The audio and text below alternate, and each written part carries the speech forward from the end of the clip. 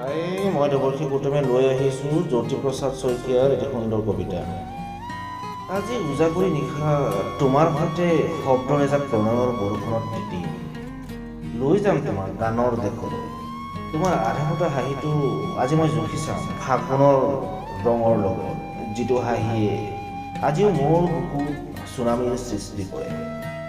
তোমাৰ বাবে আজি মই জীৱনৰ গতিপথ সলাই দিম, তথাপি তাতো আত্মপ্ৰচেষ্টাৰ সপোন গজি উঠিব।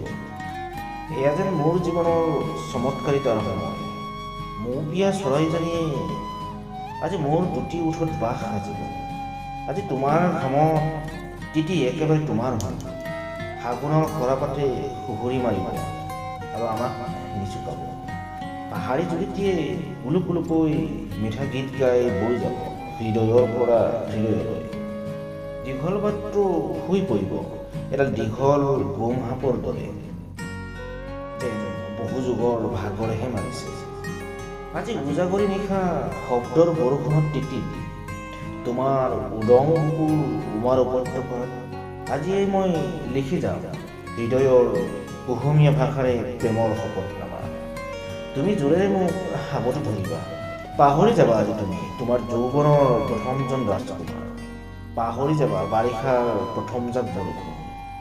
তোমাৰ বুকু বোৱাই দি আঙুলিৰ পৰশেৰে উতলা যৌৱনৰ আদিম বাসনা লাহে লাহে মোৰ দুচকুৰ পদূলিত টোপনিয়ে খোজ পেলাব।